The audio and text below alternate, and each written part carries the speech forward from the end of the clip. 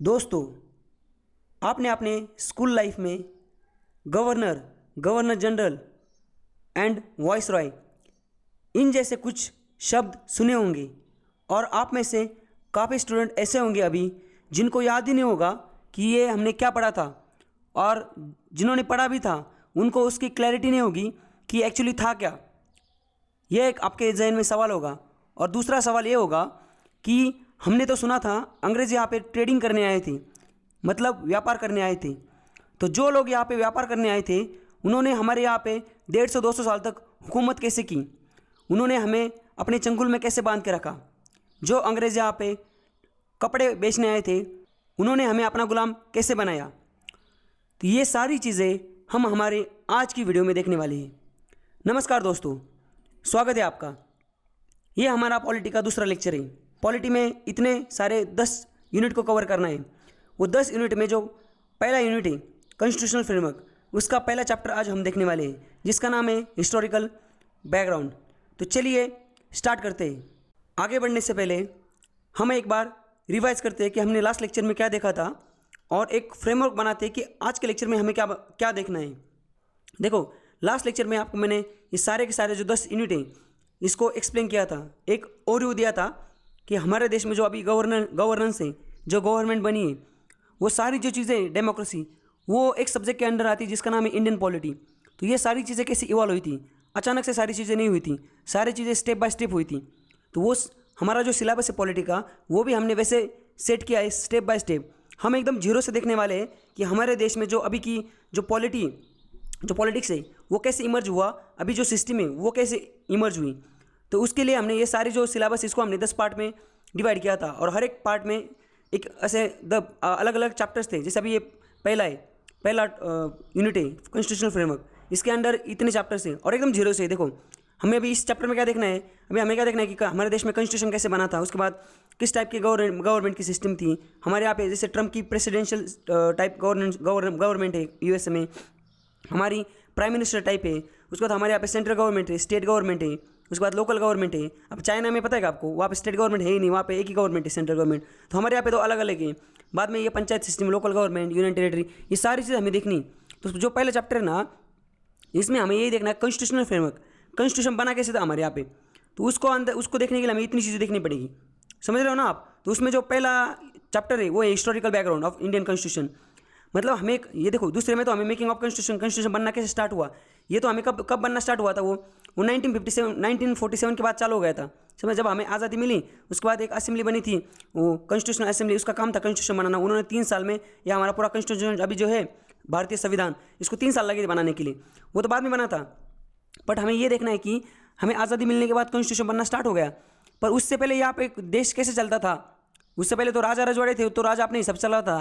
But वो कब की बात है, राजा रजवाड़ी, वो 1600-1700 वाली बात थी, जब ये मुगल एम्पायर था, ये जो छत्रपति शिवाजी, उस टाइम का दौर था।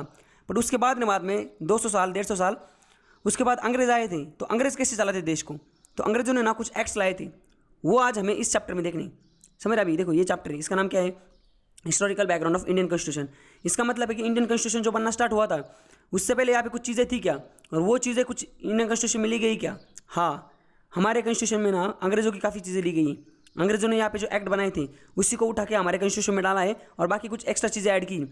तो आपको ये सवाल आया होगा कि अंग्रेज़ों की चीज़ें क्यों ऐड की है। देखो, अंग्रेज़ों की जो अच्छी चीज़ें ना वो हमने ऐड की थी ताकि हमारा जो देश है ना वो अंग्रेज़ों की रूल्स से हैबिचुअल था, मतलब उनको आदत हो गई थी उस रूल्स की। तो वो चीज़ें हमने वैसे वहाँ से उठाई थी और काफ़ी चीज़ें बाद में ऐड कर दी थी। तो अभी आपको पूरा समझ गया होगा कि आज के लेक्चर में हम ये देखने वाले हैं कि हमारे देश में जो शुरुआत हुई थी आज़ादी के बाद कॉन्स्टिट्यूशन बनने की, जिसके बाद हमारे यहाँ पे सारी चीज़ें इमर्ज हुई, प्रेसिडेंट, प्राइम मिनिस्टर, ये सारी चीज़, और हमारा देश में एक सिस्टम फॉर्म हुई। तो वो सिस्टम फॉर्म होने के लिए जो कॉन्स्टिट्यूशन बना था, उससे पहले यहाँ पे क्या था इंडिया में सिस्टम 1947 से पहले, वो हमें देखनी। और कब से वो स्टार्ट हो गई थी वो भी देखना है। कब से मतलब अंग्रेज जब आए थे तो उन्होंने किस तरह से हमें यहाँ पे गुलाम बनाया था, कैसे उन्होंने एक्ट्स लाए थे, किस तरह से उन्होंने वो अपनी खुद की यहाँ पे सिस्टम चलाई थी, और वो हमें देखना है। और उसमें से काफ़ी चीज़ें हमारे इंडियन कॉन्स्टिट्यूशन में भी ली गई। तो आप समझ गए होंगे। तो चलिए आप आगे चलते हैं। देखो, वो देखने से पहले ना, ये कॉन्स्टिट्यूशन, ये जो बैकग्राउंड है, वो बैकग्राउंड देखने से पहले मैं आपको एक और चीज़ बताता हूँ। अब देखो, अंग्रेज आए थे, उन्होंने तो एक्ट बनाए थे, उससे पहले एकदम शुरू में मुझे एक बात बताओ, जब दुनिया बनी होगी, दुनिया बनने के बाद लोग तो ऐसे ही थे, वो अनपढ़ गंवार, बाद में थोड़े सिविलाइज हो गए। सिविलाइज होते होते राजा रजवाड़ा का रूल आया। सबसे पहले जो है ना रूल्स रेगुलेशन ये कौन करता था? मतलब जैसे कॉन्स्टिट्यूशन है, कॉन्स्टिट्यूशन में लिखा है सारी चीज़ें कि आपको ये राइट्स है, ये आपकी ड्यूटीज़ है, अगर ये करोगे तो ये गलत है।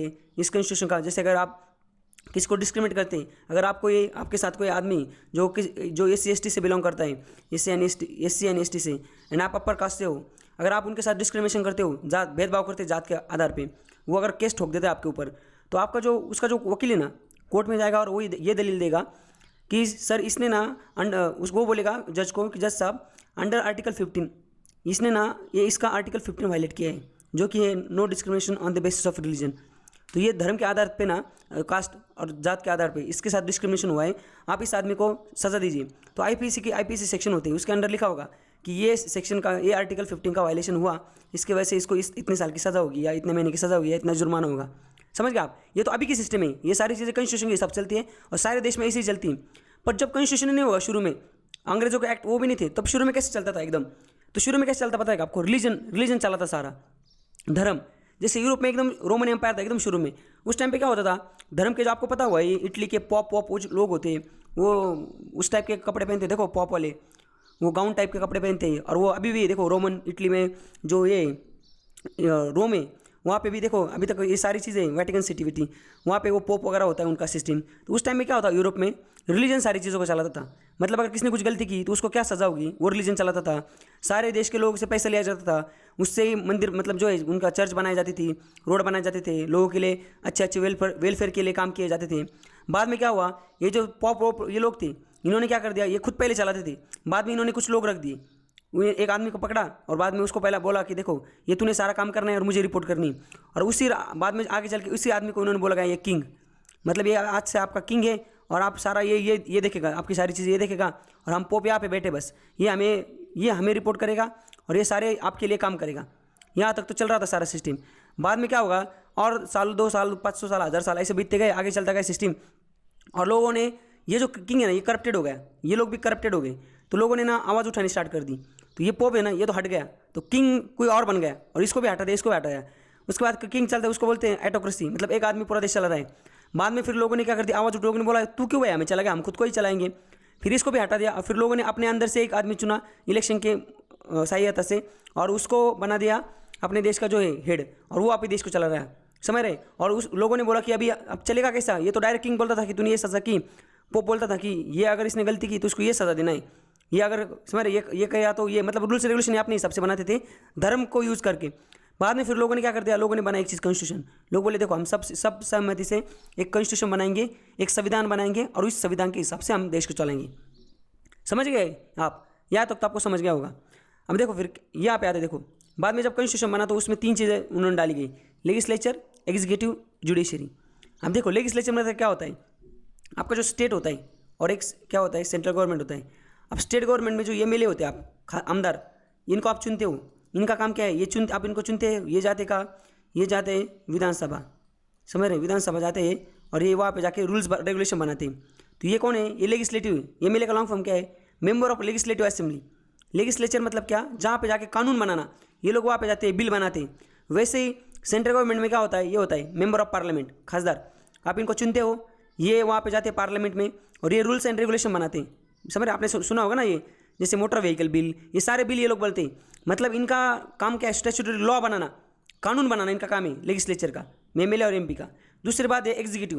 अब एग्जीक्यूटिव कौन होता है, जैसे IAS अफसर है, समझ रहे। उसके बाद ये मिनिस्टर से हमारे, ये मिनिस्टर जो लोग हैं, समझ रहे, member of parliament he minister होते हैं, पर ये मिनिस्टर समझ रहे, जो मिनिस्टर बनते हैं वो हमारा प्राइम मिनिस्टर है। ये सारे एग्जीक्यूटिव, इनका काम क्या है, ये जो बने हुए लॉ है ना इसको एग्जीक्यूट करना। जैसे मोटर व्हीकल बिल है, अब ये बन गया, तो ये सारे जो IPS उनको बोल दिया गया कि आपके डिस्ट्रिक्ट में ना ये मोटर व्हीकल बिल एक्ट करना है। आप एक काम करो, सारे ये जो RT वाले लोग हैं उनको बोल दो कि अगर किसी ने हेलमेट नहीं पहना उसको इतना फाइन मारो, इतना ये करो, समझ रहे। तो ये जो एडमिनिस्ट्रेशन ऑफ लॉ, एडमिनिस्ट्रेशन मतलब इनका एग्जीक्यूट करना है, ये लॉ बनाते, ये एग्जीक्यूट करते। अब देखो अगर इन्होंने कुछ ऐसा गलत लॉ बना दिया जो लोगों को मंजूर नहीं, या जो हमारे कॉन्स्टिट्यूशन की जो वैल्यूज है उसको हर्ट कर रहा है, या जो जनता का खिलाफ है थोड़ा, तो ये जुडिशरी बीच में अंदर इसमें कूद जाती है और फिर ये रिजॉल्व करती है। समझ, इन केस ऑफ डिफरेंस मतलब देखो, तो जुडिशरी का काम क्या है, लेजिस्लेचर जो कानून बनाते हैं और जो उसको इंप्लीमेंट करते हैं, इसके बीच में ना बैलेंस एस्टेब्लिश करना लेजिस्लेटिव का, जुडिशरी का काम है। समझ गए आप? इसका मतलब जब शुरू में जब कुछ भी नहीं था तब रिलीजन सब चलाता था, बाद में लोगों ने आके कॉन्स्टिट्यूशन बनाया और वो खुद का देश खुद चलाने लगे। और उसमें ये बड़े बड़े तौर पे 3 चीज़ें हैं, इन तीन चीज़ों के हिसाब से देश चलता है। अभी आपको लग रहा है ये सारी चीज़ें हम एकदम डिटेल में देखने वाले आगे चल के, तो आपका ये पूरा सही से कवर हो जाएगा, उसमें टेंशन मत लो। हम जिस बैकग्राउंड देख रहे हैं अभी, अब देखो ये हमारा भी चैप्टर है। तो हमारे देश में क्या हुआ था, 1947 में हमें मिली थी आज़ादी। 1947 में आज़ादी मिली हमें, उसके बाद हमने हमारा कॉन्स्टिट्यूशन स्टार्ट कर दिया बनाना। बट अब क्या हुआ, कॉन्स्टिट्यूशन बनाने से पहले ये हमने क्या किया, कुछ चीज़ें ना पहले जो एस्टेब्लिश थी वो उठाई थी। तो हमें अभी आज के चैप्टर में वही देखना है। नेक्स्ट चैप्टर में हमने देखना है कि मेकिंग ऑफ कॉन्स्टिट्यूशन, तो कॉन्स्टिट्यूशन कैसे बना था, क्या हुआ था, वो सारी चीज़ें ना पोस्ट 1947 है। 1947 के बाद क्या हुआ था वो है आज के लेक्चर में हमें देखना है। Historical background of Indian constitution, Indian constitution का हिस्टोरिकल मतलब इसकी हिस्ट्री क्या थी, इसका इतिहास क्या था, समझ रहे। उसको समझने के लिए फिर हमें देखना पड़ेगा कि अंग्रेज़ों ने हमारे यहाँ पे आके कुछ एक्ट बनाए थे। तो अंग्रेज़ कब आए थे, उनकी कौन सी कंपनी आई थी, तो समझ रहे क्या मतलब यहाँ पे आए एकदम। मैं आपको ये सारी चीज़ें ना, मैं देखो इसको ना, मैं हिस्ट्री में बहुत ज़्यादा डिटेल में देखना है ये सारी चीज़ों को। अभी यहाँ पे मैंने काफ़ी मतलब अच्छा काफ़ी हद तक कवर किया है। मैं इसमें ना आपको अभी डायरेक्ट मैं एक्ट भी पढ़ा सकता हूँ, पर आपको पता ही नहीं चलेगा एक्ट क्या है। ये सारी चीज़ें आप नए आदमी हो, मतलब आप नए पढ़ रहे हो, तो आपको पता ही नहीं होगा कि ये एक्ट चीज़ क्या है, अचानक से क्या है ये। तो मैं आपको ना स्टोरी तहत बताऊँगा, समझ रहे अभी। अब आप देखो क्या हुआ था 1600 का टाइम में, अब क्या चल रहा है 2020 है। तो अभी 2019, 1800, 1900, 1800, 1700, 1600, 1500, मतलब कितना, लगभग 600 साल पहले, 600-700 साल पहले क्या हुआ था, 1600 में एक कंपनी बनी थी।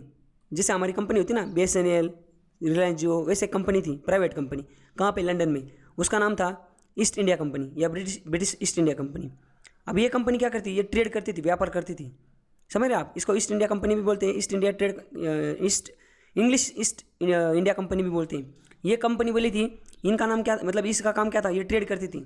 अब इन्होंने क्या कर दिया, ये उस टाइम पे अंग्रेज थे, अंग्रेज़ों को वहाँ पे ना क्वीन होती थी। अभी भी देखो एक क्वीन होती है, वो क्वीन मतलब हमारे यहाँ पे जैसे राष्ट्रपति वहाँ पे वैसे क्वीन होती है, और उनका ना पूरा गवर्नमेंट होता है। तो उधर गवर्नमेंट थी, समझ रहे, मतलब अंग्रेज़ों को देखो उस टाइम पे जब हमारे यहाँ पे कुछ भी नहीं था, हमसे 300-400 साल पहले वहाँ पे डेमोक्रेसी आई है इंग्लैंड में। अंग्रेज़ मतलब कौन, ये लंदन वाले अंग्रेज़, समझ रहे ना। ये मतलब ये बाकी सारे यूरोपियन वो अंग्रेज़ नहीं, मतलब अंग्रेज़, उनको अंग्रेज़ नहीं बोलेंगे हम, वही उसी को अंग्रेज़ कंसिडर करेंगे जिन्होंने हम पे राज किया था, लंदन वाले। हम जैसे कोई पोलैंड वाला है, उन्होंने हम पे राज नहीं किया था, उन पे राज किया था जर्मनी ने, समझ रहे। अभी जस्ट इंग्लैंड वाले जो है ना वो उसकी बात कर रहा हूँ मैं। अब ये कंपनी बनी थी, अब ये कंपनी ट्रेड करती थी। अब ये कंपनी ने क्या किया, ये जो क्वीन है इसके पास गई और क्वीन को बोला कि हमें ना ट्रेड करना है। कहाँ पे, ये देखिए यहाँ पे, ये जो है ना ये अंग्रेज़ों का इलाका है, ये इसको बोलते हैं UK, यूनाइटेड किंगडम। यहाँ पे ये है इंग्लैंड और यहाँ पे लंदन। अब ये लोग जो थे यहाँ पे थे वो ईस्ट इंडिया कंपनी।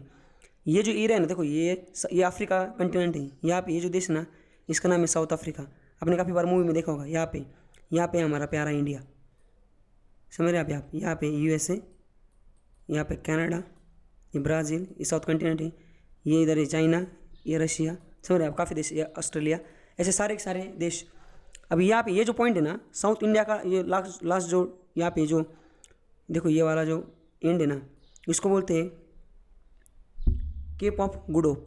ये देखो यहाँ पे लिखा है केप ऑफ गुड होप। तो ये अंग्रेज़ ना यहाँ पे जो कंपनी बनी थी इसका नाम क्या है, ईस्ट इंडिया कंपनी। ये क्या बोले, ये गए वो क्वीन के पास, और क्वीन को क्या बोले कि हमें ना ये जो हमारा ये जो लंदन है देखो यहाँ पे, इसके ये ईस्टर्न साइड है, ये वेस्टर्न साइड है, ये नॉर्थ है, ये साउथ है। इसके ना ये कहाँ गया, ईस्ट वेस्ट नॉर्थ साउथ, इसके ना ईस्टर्न साइड पे हमें ट्रेड करना है। तो इन्होंने क्या कर दिया, क्वीन को बोले कि हम तो प्राइवेट कंपनी, पर हम वहाँ पे जाके ट्रेड करना चाह रहे हैं। तो क्वीन बोली एक काम करो, हमारा भी कुछ शेयर लो गवर्नमेंट का आपकी कंपनी में, आप जाओ, मैं आपको फरमान देती हूँ। फरमान मतलब क्या, देखो अगर ये यहाँ पे डायरेक्ट आके ट्रेड करते तो इनको लूटा जाता, इनके साथ कुछ भी बदसुलती हो जाती। बट ये जब आ रहे थे तो इनके पास एक कागज़ था, उधर स्टैंप मारा हुआ था क्वीन ने कि इसको हम ये एज अ इंग्लैंड के रिप्रेजेंटेटिव है और यहाँ पे आके ट्रेड करना चाह रहे हैं, समझ रहे आप। तो ऐसी एक ईस्ट इंडिया कंपनी बनी थी।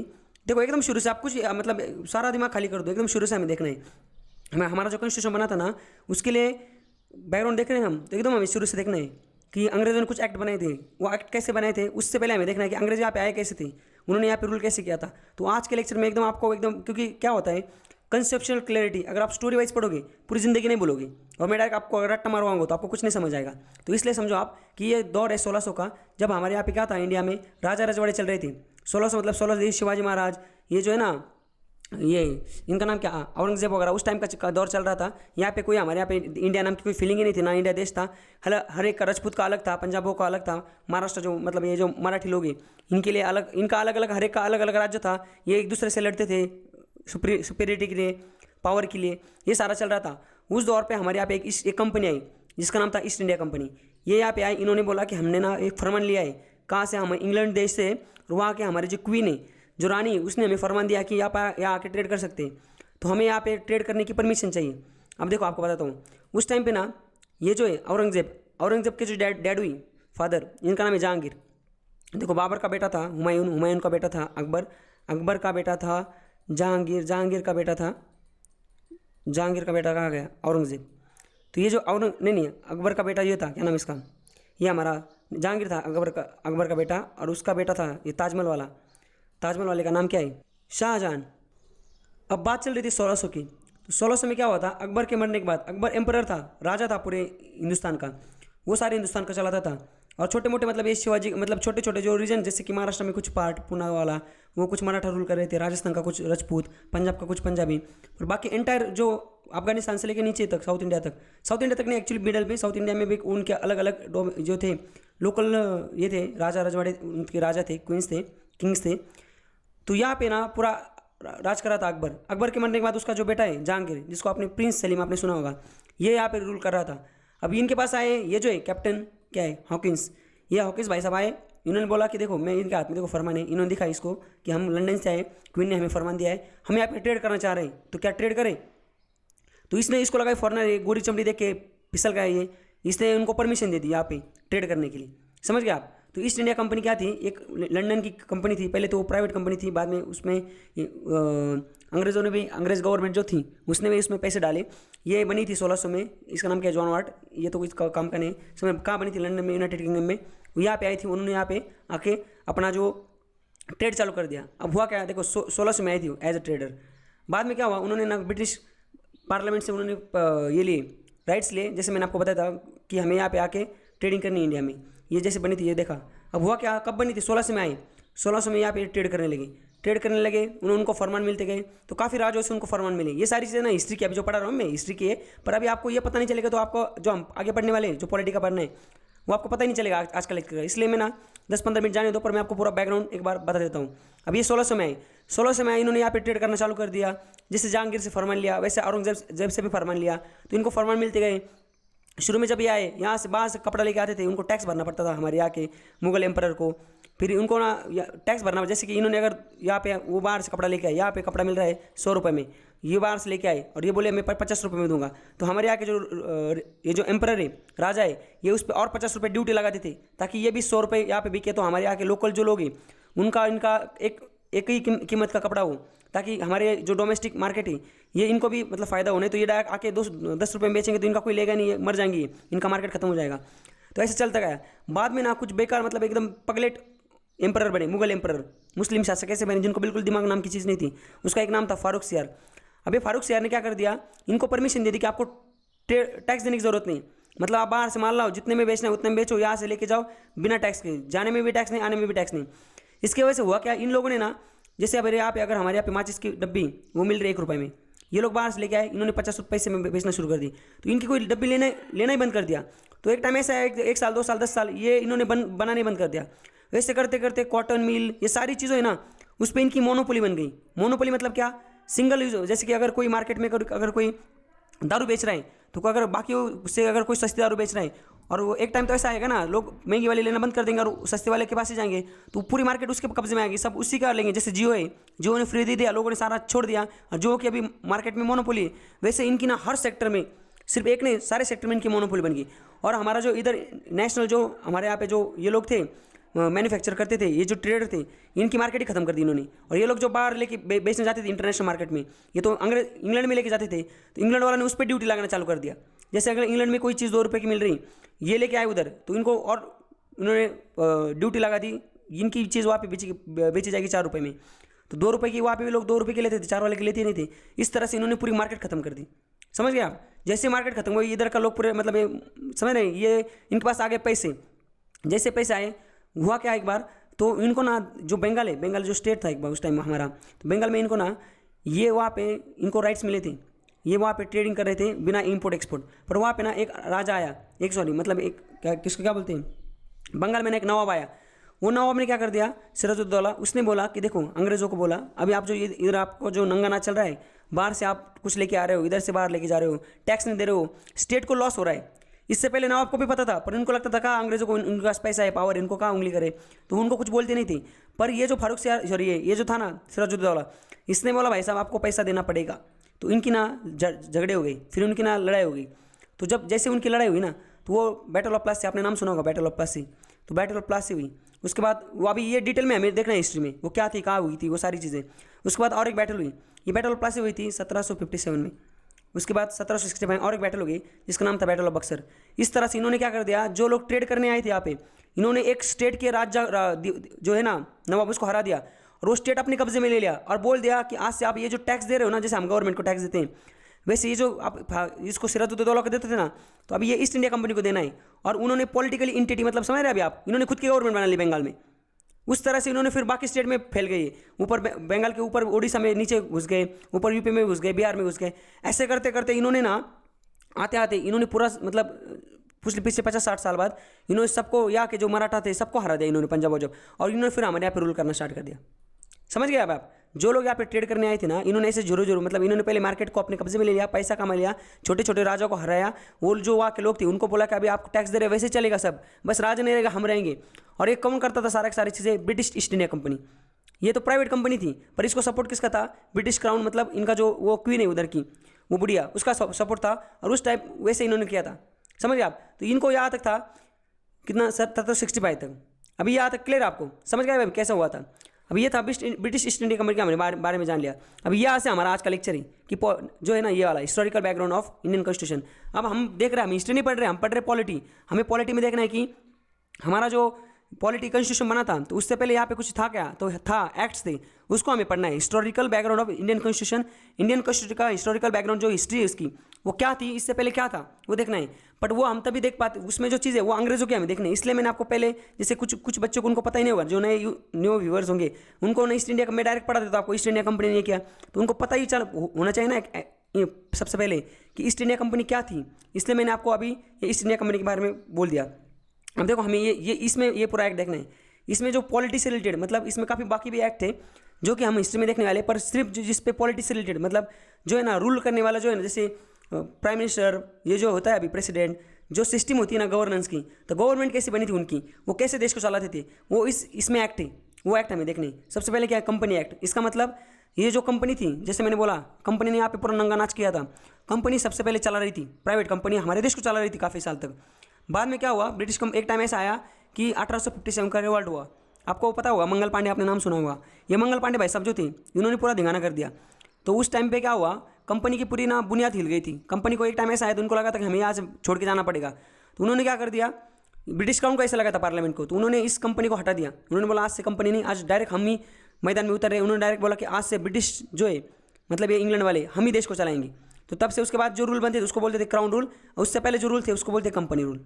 समझ गए आप। ईस्ट इंडिया कंपनी यहाँ पे आई थी, इन्होंने शुरू में कब 73 से इन्होंने अपना, मतलब मैंने जो बोला आपको, देखो यहाँ पे इन्होंने दीवानी राइट्स मिले इनको 50 ये यहाँ पे इन्होंने जो बैटल ऑफ प्लासी जीती थी, उसके बाद इनको राइट्स मिले, वहाँ पे वो टैक्स वसूलते थे। तो शुरू में उनका एक अलग ही सिस्टम था पैसा वसूलने का। बाद में फिर ये रूल्स आए, तो 1970 में पहला रूल आया था, सबसे पहले एक्ट आया था, रेगुलेटिंग एक्ट। तो वो वहाँ से लेके 1858 तक ये कंपनी चला रही थी, कंपनी के नाम पे सब चलता था। पर बाद में कुछ ऐसा हुआ, वो आगे देखते हैं हम, जिसके बाद डायरेक्ट ब्रिटिश क्राउन, मतलब ब्रिटिश गवर्नमेंट ने यहाँ पे काम करना। जैसे अभी हमें, जैसे ये कंपनी रिलायंस, हम कल क्या करते हैं, रिलायंस कंपनी को बेचते हैं श्रीलंका। तो रिलायंस कंपनी क्या करेगी, वहाँ पे सब लोग को हरा देगी और अपने हिसाब से सब देश चलाएंगी। और वहाँ पे हमारे जो गवर्नमेंट है, सेंट्रल गवर्नमेंट, मोदी साहब, उनको सपोर्ट करेंगे। पर एक बार ऐसा हो जाएगा, 100 साल तक रिलायंस कंपनी वहाँ पे उसके नाम पे सारा चलेगा, कंपनी चला रही। पर बाद में क्या हो जाएगा, एक ऐसा टाइम आएगा कि वहाँ पे कुछ धिंगाना हो जाएगा, ऐसा लोग वहाँ पे लोग विद्रोह कर देंगे। फिर इंडिया बोलेगा आज से हम ही चला रहे हैं, श्रीलंका को बोलेगा आप चुपचाप आपने बैठना है, आज से आपको देश को हम चलाएंगे, सारे एक्ट हमारे नाम से होंगे। समझ गए आप। तो सबसे पहले ये देखते हैं क्राउन रूल, देखो कंपनी रूल, तो क्राउन रूल तो नेक्स्ट में कंपनी रूल। तो कंपनी क्या, ईस्ट इंडिया कंपनी के कुछ रूल्स थे। ईस्ट इंडिया कंपनी यहाँ पे जब आई थी तो कुछ एक्ट बनाए थे, तो एक्ट बनाए गए थे, ये ब्रिटिश पार्लियामेंट ने एक्ट बनाए थे ईस्ट इंडिया कंपनी के लिए। इस एक्ट के हिसाब से देश को चलाते थे। जैसे मोटर व्हीकल बिल है, उसमें लिखा है कि अगर आप हेलमेट नहीं पहनोगे तो 400 रुपये फाइन। वैसे ही इस एक्ट में लिखा था कि आज से एक गवर्नर जनरल ऑफ बंगाल होगा और वो देश को चले। मतलब अभी देखते हैं हम, समझ रहे हैं क्या? मतलब जब अंग्रेज यहाँ पे आए तो राजा रजवाड़े थे, राजा रजवाड़े ने अपने हिसाब से वो लगान वसूलते थे। आपने मूवी देखी होगी लगान, तो लगान निकालते थे और उसके हिसाब से देश को चलाते थे, मतलब अपने अपने राज्य को चलाते थे। बाद में अंग्रेज आए, अंग्रेजों ने उन राजा को हरा दिया और उन्होंने बोला कि आज से लगान हमें देना है। बट ऐसा करते करते एक राजा को हराया, दो को हराया, उन्होंने पूरा इंडिया अपने कब्जे में ले लिया, ऑलमोस्ट, सारा नहीं ऑलमोस्ट। फिर उन्होंने पूरे देश को चलाने के लिए एक एक्ट लाए काफ़ी, जैसे हमारा कॉन्स्टिट्यूशन अभी, तो ये एक्ट मतलब एक कॉन्स्टिट्यूशन था। तो अपने टाइम के हिसाब से एक्ट चेंज होते रहे, समझे? जो जो चीज़ नहीं लगती थी वो ऐड करते गए। तो हमें वो देखना है हिस्टोरिकल बैकग्राउंड इंडियन कॉन्स्टिट्यूशन। तो सबसे पहले शुरुआत करते हैं इस एक्ट से जिसका नाम है रेगुलेटिंग एक्ट ऑफ 1773।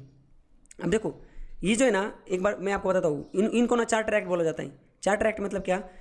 ब्रिटिश की जो पार्लियामेंट है ना, अंग्रेज़ों की जो पार्लियामेंट है, जैसे हमारी संसद भवन है, वैसे ये जो इंग्लैंड वाले जो अंग्रेज हैं उनकी जो पार्लियामेंट है, उस पार्लियामेंट में ना इन्होंने क्या ये एक्ट बनाते थे।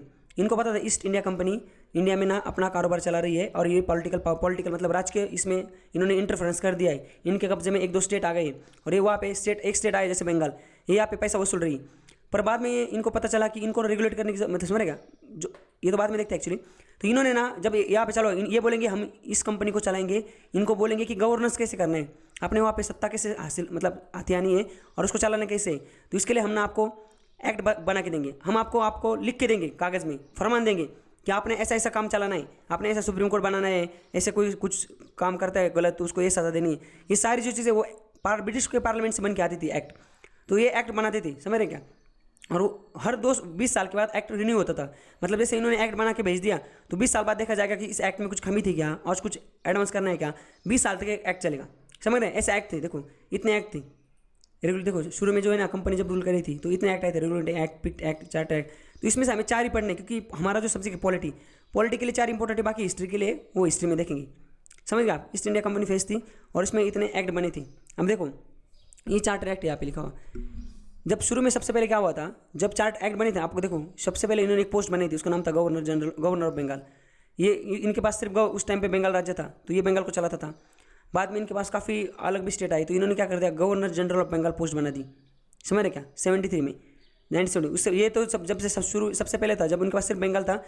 उसके बाद 73 में क्या हुआ, इन्होंने वो आसपास के जो स्टेट है उड़ीसा उनको भी हरा दिया, गवर्नर जनरल ऑफ बंगाल। और यही जहाँ जहाँ इनकी हुकूमत है उसको ये आदमी चलाता था। बाद में गवर्नर जनरल ऑफ इंडिया बनाया और बाद में वाइसरॉय ऑफ इंडिया बनाया। ये सारी चीज़ें हमें देखनी, समझ गए आप? तो शुरू करते सबसे पहले एक्ट से, रेगुलेटिंग एक्ट ऑफ 1773। अभी आप लोग ना वापस हमारी स्टोरी पे आ जाओ। कौन सी वाली स्टोरी?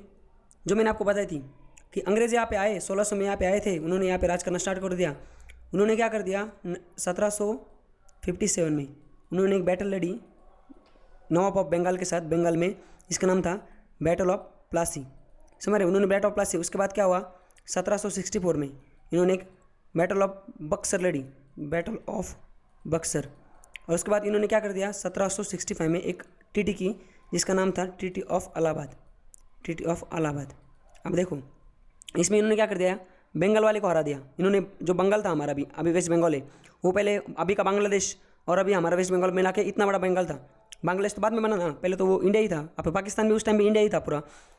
तो ये 57 में 1757 में इन्होंने बंगाल को अपने कब्जे में ले लिया। बाद में पड़ोस में जो था अवध, उसके साथ भी उन्होंने, यूपी भी, वहाँ पे भी उन्होंने एक बैटल ऑफ बक्सर लड़ी। उसमें काफ़ी लोग थे, हिस्ट्री में हम डिटेल में देखेंगे। तो इन्होंने बंगाल और वो बक्सर वो भी हाथ में ले लिया। उसके बाद क्या हुआ, उस टाइम पे शाह आलम नाम का एक एम्परर था। जैसे अकबर था ना, अकबर, औरंगजेब, उनकी जो जनरेशन है उसका लास्ट वाला मतलब बाद वाला जो मुगल था उसका नाम था शाह आलम। तो शाह आलम ना इसकी फट गई, ये डर गए, इसको लगा कि ये कहीं ना अंग्रेज़ हम पे दावा कर दी। तो इन्होंने जैसे बैटल ऑफ प्लासी में इनको हरा दिया बंगाल वाले को, बाद में ये उड़ीसा उनको भी हरा दिया, ये हमें ना हरा दिया। इसलिए इन्होंने क्या कर दिया, उड़ीसा वालों ने, यूपी वालों ने और बंगाल वालों ने, इन्होंने और दिल्ली वाला ही, इन्होंने ना ट्रीटी साइन की, ट्रीटी ऑफ इलाहाबाद। किसके साथ? अंग्रेज़ों के साथ। और उसमें इन्होंने बोल दिया अंग्रेज़ों को कि आप एक काम करो, आप ना यहाँ का रेवेन्यू जो है वो आप वसूल करो। रेवेन्यू वसूल करो मतलब क्या, आप यहाँ पे जो है ना, एक मिनट को यहाँ पे देखा मैंने, हाँ यहाँ पे लिखा है, एक बार पहले एक ख़त्म करते हैं। आप यहाँ पे जो हम टैक्स वसूलते हैं ना, आप वसूलो और हम सिर्फ एडमिनिस्ट्रेशन देखेंगे।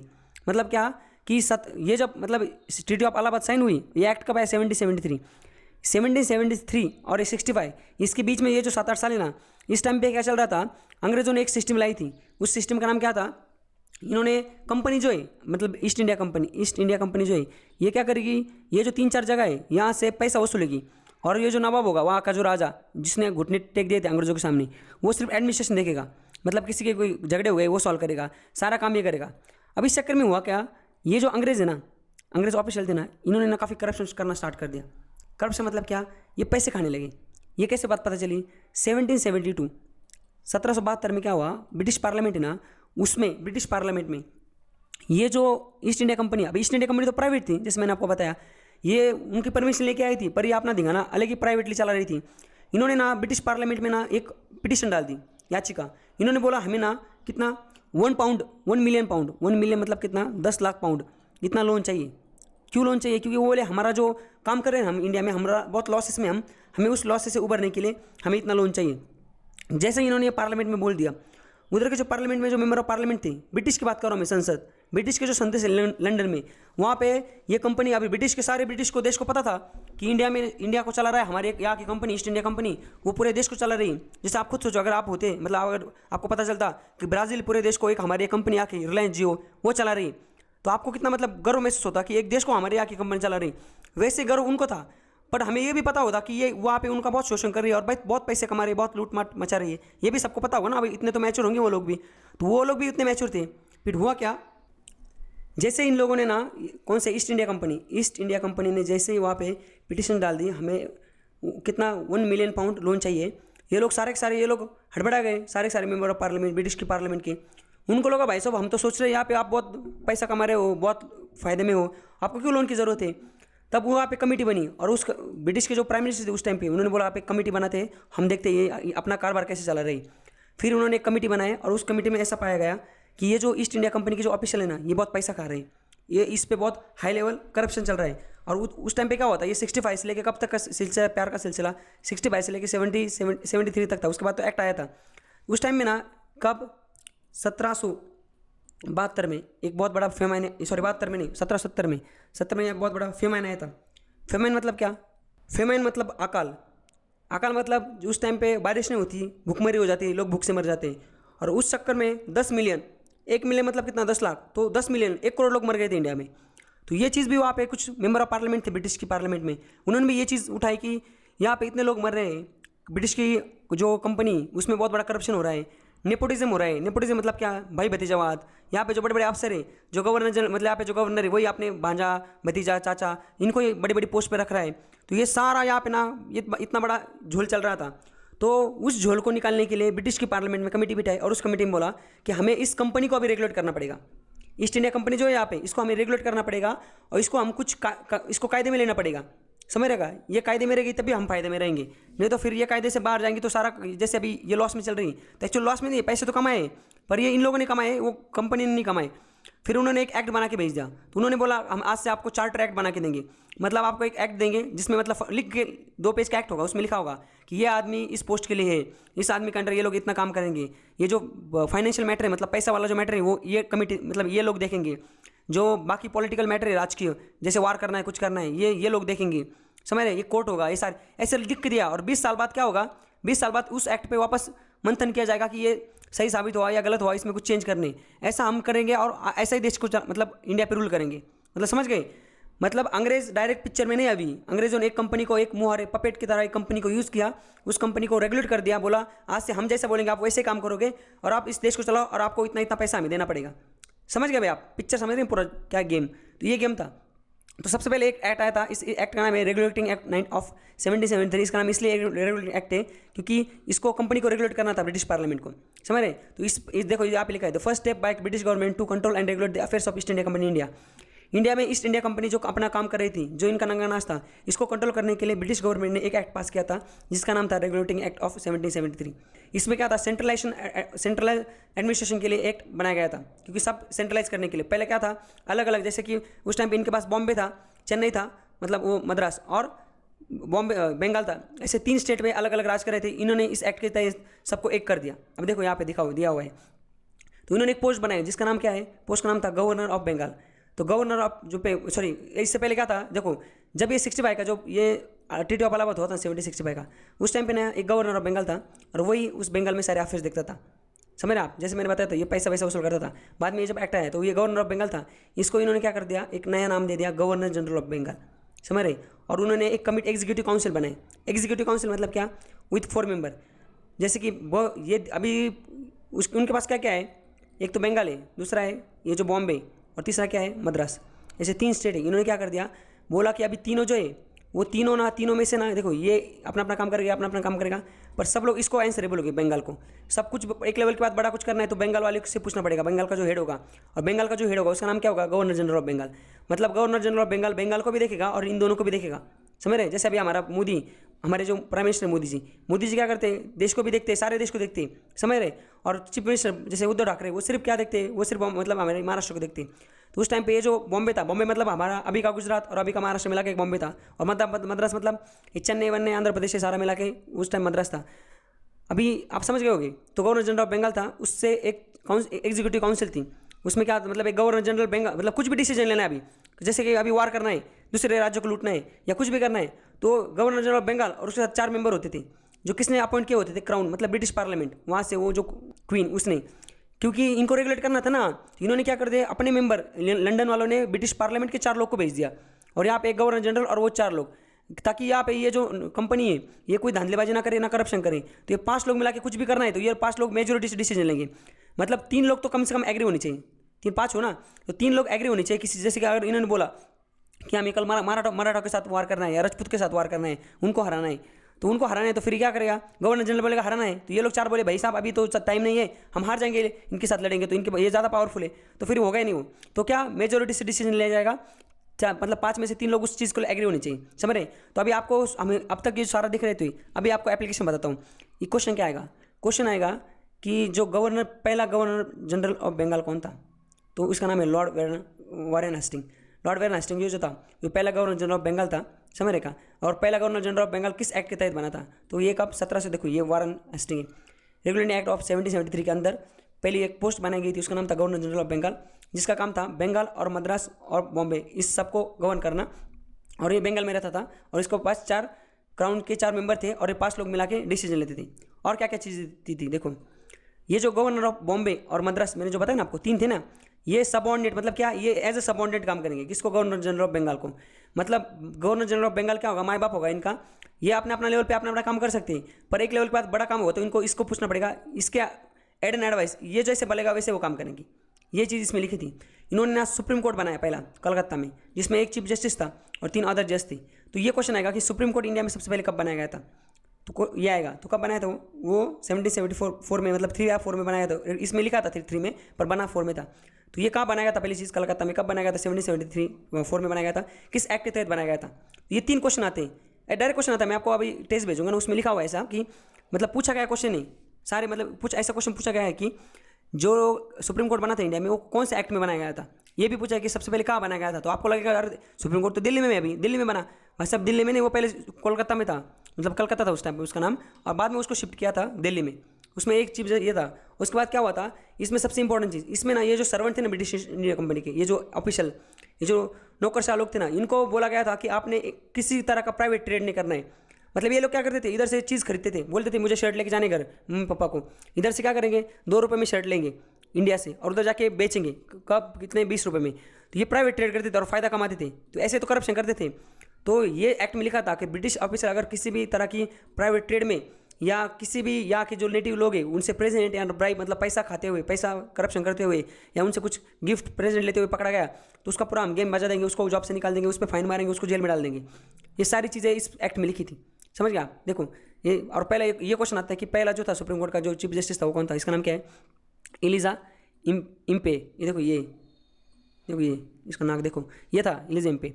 और देखो इसको प्रोहिबिट किया था ब्रिटिश के जो कंपनी के जो ये थे सर्वेंट, उसको कि ट्रेड नहीं करना है, ब्राइब एक्सेप्ट नहीं करना है और प्रेजेंट एक्सेप्ट नहीं करना है लोकल लोगों से यहाँ के, समझ गए आप। तो इस तरह से था ये रेगुलेटरी एक्ट। और देखो इसका सबसे इंपॉर्टेंट चीज़ क्या थी, इसने क्या करता है, retest company recording court of director मतलब गवर्निंग बॉडी इन्होंने एक बनाई थी कंपनी की, जो रिपोर्ट करती थी revenue, civil and military affair. British East India Company को मतलब ब्रिटिश पार्लियामेंट को यहाँ से यहाँ के जो मिलिट्री अफेयर है, मिलिट्री मतलब किसके साथ वार हो रहा है, क्या हो रहा है, सिविल अफेयर है मतलब यहाँ के जो लोग हैं, जैसे अभी ये जस्टिस वस्टिस ये चीज़ आती है, सिविल अफेयर और रेवेन्यू जो पैसा है, ये सारी चीज़ों का रिपोर्ट बना के ये भेजते थे कहाँ पे, लंदन में भेजते थे उन लोगों को, ब्रिटिश अब समझ गए आप वापस एक बार फास्ट फॉरवर्ड बनाता हूँ। जब अंग्रेज यहाँ पे हमारे यहाँ पे आए थे, उन्होंने बैटल ऑफ प्लासी की थी, उसके बाद बैटल ऑफ बक्सर की थी, उसके बाद ट्रीटी ऑफ इलाहाबाद साइन की थी। इस तरह से यहाँ पे जो चड्डी बेचने वाले लोग आए थे, ये पॉलिटिकल इंटिटी में घुस गए, इन्होंने एक दो स्टेट पे अपना राज कर लिया और यहाँ पे अपना ये गवर्नमेंट चलाने लगे। पर ऐसा पाया गया 1972 तक कि यहाँ पे बहुत बड़ा करप्शन हुआ है, इन्होंने बहुत पैसा खाया है। जब उन्होंने लोन के लिए अप्लाई किया ब्रिटिश के पार्लियामेंट को, तब ब्रिटिश पार्लियामेंट मतलब अंग्रेजों को, वहाँ की जो हुकूमत थी, वहाँ की जो क्वीन थी, उसको लगा कि ये जो कंपनी हमने जो इनको लाइसेंस दिया है, वहाँ पे जो ट्रेड कर रही है पूरा पैसा खा रही है, इससे हमारे देश को कुछ फायदा नहीं। तो हम एक काम करेंगे, इनको रेगुलेट करेंगे, इसके लिए हम एक एक्ट बना देंगे। एक्ट के तहत ये काम करेंगे, हमारे बंदे भेजेंगे उधर 4 बंदे और वो एक गवर्नर जनरल भेजेंगे, 5 लोग मिला के देश को चलाएंगे, मतलब वहाँ पे राज करेंगे और सारा पैसा आएगा हम यहाँ पे ब्रिटिश में आएगा, तब हम उस पैसे से हमारे यहाँ लंदन में डेवलपमेंट करेंगे। तो उन्होंने एक पोस्ट बनाई गवर्नर जनरल ऑफ इंडिया। बोला गया कि यहाँ पे अब हमारा 3 जो स्टेट है बड़े बड़े, मद्रास, बॉम्बे और जैसे हमारा जो इंडिया का मैप है, वहाँ पे देखो, इधर बॉम्बे मतलब हमारा महाराष्ट्र, मद्रास मतलब तमिलनाडु और यहाँ पे बंगाल, ये जो 3 अलग अलग यहाँ पे इनके जो छोटे मतलब स्टेट यहाँ पे इन्होंने कब्जा करके रखा था, वहाँ के लोगों को हरा के ये तीनों, उन्होंने बोला कि भाई ये जो बॉम्बे और ये जो कौन सा मद्रास है, ये सबऑर्डिनेट मतलब ये इसके अंडर काम करेगा बंगाल के, और बंगाल का जो सबसे हेड होगा उसका नाम होगा गवर्नर जनरल ऑफ बंगाल। तो पहला जो गवर्नर जनरल ऑफ बंगाल था उसका नाम था वारन हेस्टिंग। उन्होंने एक कोड बनाया सुप्रीम कोर्ट कलकत्ता में 74 में अंडर रेवेन्यू एक्ट, और उन्होंने ये जो ऑफिशियल थे वहाँ पे करप्शन करे थी, उनको करप्शन करने से रोक दिया। समझ रहे, इतने चीज़ों पे क्वेश्चन आ सकता है, अभी आपको पूरा समझाऊंगा। तो इस तरह से हमने ये जो रेगुलेटिंग एक्ट 1773 इसको देख लिया। अब हम आगे चलते हैं। अब दूसरा जो एक्ट है इसका नाम क्या है, इसका नाम है पिट्स इंडिया एक्ट। अब देखो, आपको मैंने एक चीज़ बताई थी, क्या बोला था मैंने कि ये क्या है, चार्टर एक्ट है। चार्टर मतलब क्या है, ब्रिटिश जो पार्लियामेंट है इसने सोचा, अंग्रेजों ने, कि हम ये जो कंपनी ईस्ट इंडिया कंपनी को हम क्या करेंगे, चार्टर अलाउ करेंगे, मतलब रूल एक एक्ट पास करके देंगे और उस एक्ट के हिसाब से ये काम करेंगे और सब हम देखेंगे। कंपनी रहेगी आगे, अगर दुनिया भर में अगर इंटरनेशनल लेवल पे अगर कोई बोल रहा है, जैसे कोई देश बोलता कि अरे आप तो वो राज कर रहे हो वहाँ पे इंडिया में, तो ये अंग्रेज हाथ ऊपर कर देते थे। अंग्रेज बोलते थे आप पागल हो, हम थोड़ी वहाँ पे राज कर रहे हैं भाई, वो राज तो वो कंपनी कर रही है वहाँ पे, और कंपनी वहाँ पे काम कर रही है, हमारा कोई लेना देना नहीं, हम तो एकदम अच्छे लोग हैं, हम किसी पे राज नहीं कर रहे, हम किसी का जुल्म नहीं कर रहे। ऐसा बोलती थी कौन, ब्रिटिश की जो गवर्नमेंट है, वो दुनिया भर के। अभी जैसे अमेरिका सुपर पावर है, जैसे अमेरिका किसी देश में घुस जाता है, अफगानिस्तान, सीरिया वेरिया, तो लोग बोलते हैं ना आप वहाँ पे कैसे घुसे, आप वहाँ, जैसे अभी ईरान में एक इशू हुआ था, तो आप वहाँ पे जाती कर रहे हो सुपर पावर न्यूक्लियर वेपन, इसलिए आप ज़्यादा मतलब समझ रहे कायदे से बाहर जा रहे हो। तो उसी तरह से इन पे भी आरोप लगते थे, क्योंकि सुपर पावर उस टाइम ये अंग्रेज थे। तो अंग्रेजों ने क्या कर दिया था, फ्रंट में पपेट इसको कर दिया था कंपनी को। अंग्रेज बोलते थे भाई हम कुछ नहीं कर रहे, ये कंपनी कर रही, और कंपनी इसलिए कर रही क्योंकि वो लोग इंडिया के लोग सिविलाइज नहीं, ये लोग ना, इनको ज़्यादा दिमाग नहीं, ये लोग इनको सिखा रहे हैं, ब्रिटिश इंडिया कंपनी उनको फायदा मतलब उनको सिखा रही, ऐसा बोलते थे, और बैकग्राउंड में सारा वही चलाती थी। तो उन्होंने चार्टर एक्ट इशू किए थे, और हर 20 साल में वो चार्ट इशू ये होता था रिन्यू, जैसे 1773 में हुआ, देखो यहाँ पे। इसके बाद 1903 में आया था, 1993 में भी इसको रिन्यू हुआ था। अब वो हम इसलिए नहीं पढ़ रहे क्योंकि वो हमारे पॉलिटी के हिसाब से नहीं, वो हिस्ट्री के हिसाब से, वो हिस्ट्री में देखेंगे, समझ गए आप। तो 1773 में आया था, उसके बाद 1990 20 साल के बाद, उसके बाद वापस 20 साल के बाद। तो मुझे एक बात बताओ, आपको एक क्वेश्चन आया होगा कि भाई साहब ये बीच में कैसे आ गए फिर, आपने तो पता है सर कि चार्टर एक्ट 20 साल बाद रिन्यू होता था, तो ये बीच में कैसे रिन्यू हो गया, मतलब रिन्यू नहीं, ये बीच में कैसे आ गया दूसरा। तो वही अभी देखना है, देखो क्या हुआ था, यहाँ पे लिखा है क्या हुआ था। ये जो 1773 का एक्ट आया था ना, 1970 का, इसमें ना काफ़ी खामियाँ थी। खामियाँ मतलब क्या, अंग्रेज जैसे नई अगर हम कोई सिस्टम चालू करते, कॉलेज चालू करते हैं, उसमें ना काफ़ी हमें पता ही नहीं होता, काफ़ी चीज़ें सीखने में हमें टाइम लग जाता है, क्योंकि एक्सपीरियंस नहीं होता ना। वैसे ये जो अंग्रेज थे ना, इनको इतना खासा एक्सपीरियंस नहीं था, इन्होंने ना ये तो कर दिया, यहाँ पे चालू तो कर दिया रूल करना, एक्ट भी बना दिया, पर इनको लोकल की जो कंडीशन ये समझ नहीं पाई, इसलिए इन्होंने जो पहला एक्ट बनाया ना उसमें काफ़ी खामियाँ थी, क्योंकि इनका एक्सपीरियंस नहीं था, और वो खामियों की वजह से इनको ना काफ़ी दिक्कत आ रही थी यहाँ पे पूरा चलाने के लिए, इंडिया को चलाने के लिए। इसलिए उस खामियों को दूर करने के लिए, मतलब रेगुलेटिंग एक्ट का जो खामियाँ है उसको दूर करने के लिए पिट्स इंडिया एक्ट आया था।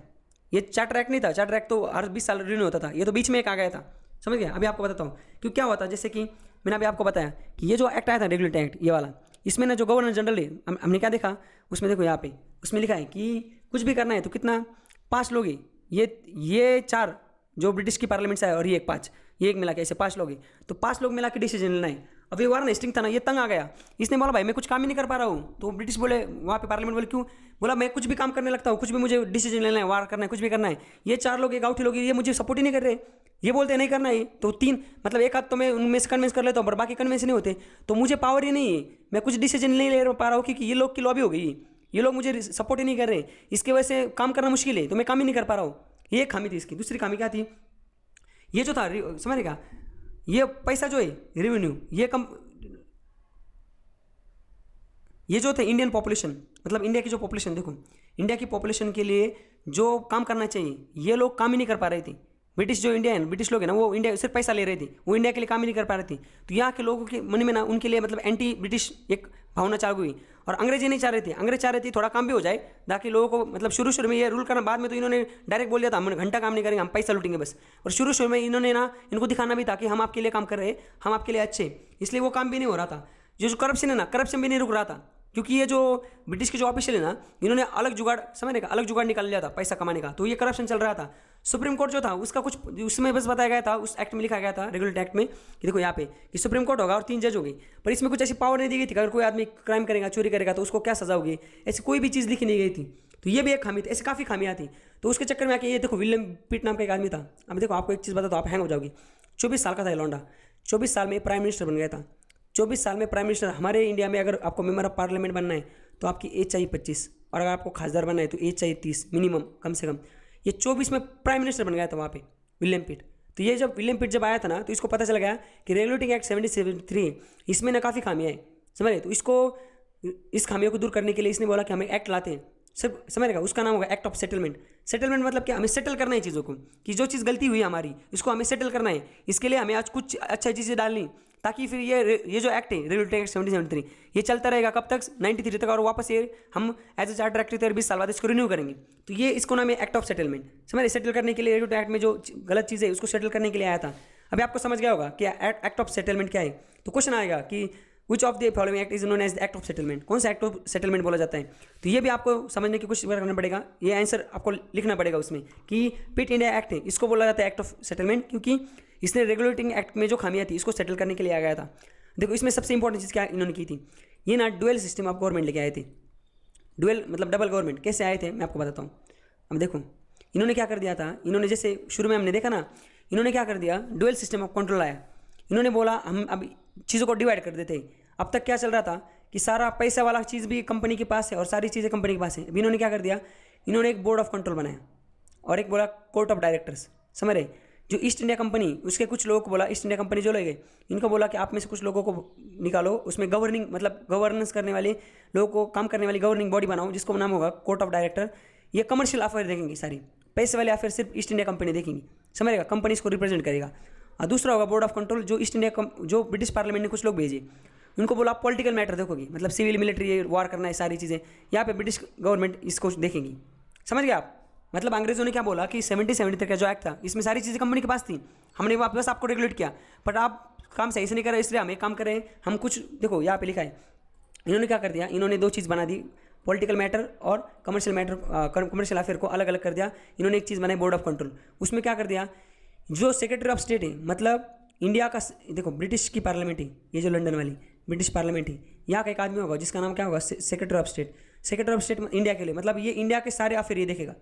इंडिया मतलब ये एक बीच का, इंडिया की जो गवर्नमेंट है वहाँ पे ब्रिटिश की कौन सी कंपनी और ये जो सारे समझेगा जो हमने देखे थे वो 4 लोग और ये 5, इनका और ब्रिटिश पार्लियामेंट, इनका बीच का दुआ होगा ये, मतलब ये बीच का होगा, समझेगा, इनकी सारी चीज़ें बैलेंस बना के रखेगा ये, तो उसका नाम है सेक्रेटरी ऑफ स्टेट। उसके बाद ये चांसलर ऑफ एक्सचेंजर, ये पैसा एक्सचेंज वो एक, और 4 प्रिवी काउंसलर, प्रिवी मतलब इनके नज़दीक वाले जो इनके जो ब्रिटिश के पार्लियामेंट है अपने फेवरल लोग, ऐसे मिला के कुछ लोग हो गए, जो 6 लोग हुए जिनसे बनेगा बोर्ड ऑफ कंट्रोल। अब इतना याद रखने की जरूरत नहीं आपको, मैं से ऊपर इसको हिस्ट्री में देखना है हमें, बस अभी एक बार समझ लेते सही से। तो बोर्ड ऑफ कंट्रोल बनेगा, और बोर्ड ऑफ कंट्रोल में का काम क्या होगा, सारे जो पॉलिटिकल अफेयर है कंपनी, मतलब ईस्ट इंडिया कंपनी जो है, ईस्ट इंडिया कंपनी में ये ब्रिटिश से 6 लोग आएंगे, जैसे पहले ये 4 लोग आए थे, अभी ये 6 आएंगे, और ये क्या करेंगे, देखेंगे कि कहाँ पे काम हमें वार लड़ना है कि नहीं, कहाँ पे किस राज्य को लूटना है, किसके साथ कैसे ट्रीटी करनी है, ये सारे काम बोर्ड ऑफ कंट्रोल देखेगा। और कोर्ट ऑफ डायरेक्टर जो होगा, जो कंपनी के लोग हैं, वो क्या काम करेंगे, देखो कोर्ट ऑफ डायरेक्टर मतलब क्या, गवर्निंग बॉडी ऑफ कंपनी थी वो सिर्फ पैसे वाली चीज़ देखेंगे। ऐसा प्रोविजन लाया इस एक्ट में, समझ गया आप। तो इन्होंने क्या कर दिया, इसी को बोलते हैं डबल या डुअल सिस्टम गवर्नमेंट। तो ये इन्होंने लेके आया, तो कमर्शियल और पॉलिटिकल फंक्शन को सेपरेट कर दिया। तो क्वेश्चन आएगा, कौन से एक्ट में ब्रिटिश पार्लियामेंट में कंपनी जो थी ईस्ट इंडिया कंपनी, उसके कमर्शियल और पॉलिटिकल फंक्शन को डिवाइड कर दिया, तो उस एक्ट का नाम है ईस्ट इंडिया एक्ट, समझ गया आप। तो यही भाई इसमें, बाकी कुछ नहीं। बोर्ड ऑफ कंट्रोल का एस्टैब्लिश कौन सा एक्ट में एस्टैब्लिश हुआ था, तो ईस्ट इंडिया एक्ट, इस पे क्वेश्चन आ सकते हैं। और कुछ चीज़ आपको बताता हूँ इस एक्ट से रिलेटेड। देखो ये कंपनी की जो मोनोपोली थी, जो मैंने बोला था सारी मार्केट को खत्म कर दिया था, ये अभी तक चालू थी, कंपनी के पास थी इसकी। अब इसमें और एक चीज़ डाली गई इस एक्ट में कि देखो इसमें बोला गया कि गवर्नर जनरल ऑफ बंगाल जो है, जो सबऑर्डिनेट मतलब जिसको मद्रास और बॉम्बे और मद्रास जो इसके अंडर आते हैं, ये ना अभी वॉर नहीं डिक्लेयर कर सकता without asking the permission of British parliament. मतलब इससे पहले क्या था, इससे पहले था कि वो 4 लोग और ये गवर्नर जनरल ऑफ बंगाल 5 लोग मिला के अपने लेवल पे वार कर सकते हैं, मतलब उनको उधर पूछने की जरूरत नहीं। पर अभी इसमें ऐसा लिखा गया है, जो अंग्रेज बोलते थे ना इंटरनेशनल प्लेटफॉर्म पे, हम इंडिया को नहीं चला रहे, वो कंपनी चला रही है। देखो कितने झूठे थे अंग्रेज। इसमें साफ साफ लिखा हुआ है कि गवर्नर जनरल ऑफ बंगाल जो है ईस्ट इंडिया कंपनी का, वो किसी भी अगर इंडिया में किसी की जगह वार करना है तो ब्रिटिश पार्लियामेंट से बिना पूछे वार नहीं कर सकता। इसका मतलब इनको कौन चला रहा था, इनको ब्रिटिश ही चला रही थी। तो ये था यहाँ पे। तो इस तरह से हमने ये देख लिया पीस्ट इंडिया एक्ट। अभी हमने 2 एक्ट देख लिए। अभी 1770 तक का जो एक्ट था ना, वो 1793 में रिन्यू हुआ था।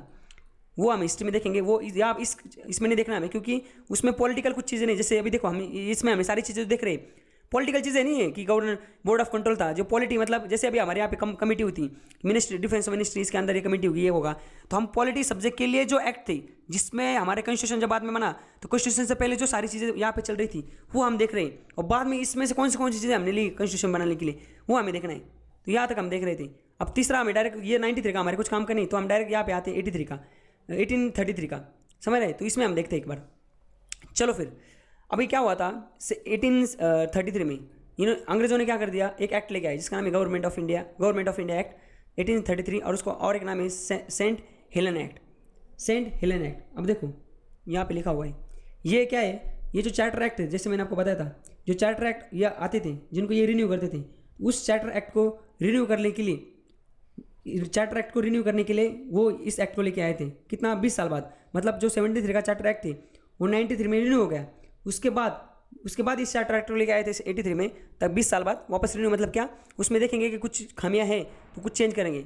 अब इन्होंने इसमें काफ़ी तिकड़मबाजी की। इन्होंने क्या कर दिया, इन्होंने बोला जो गवर्नर जनरल ऑफ बंगाल था, गवर्नर जनरल ऑफ बंगाल जिसके अंडर आता था, एक तो आता था बॉम्बे और दूसरा आता था मद्रास। अब ये इनको सबऑर्डिनेट थे और ये सारे चलाते थे। ये सारी चीज़ें हमने देख ली।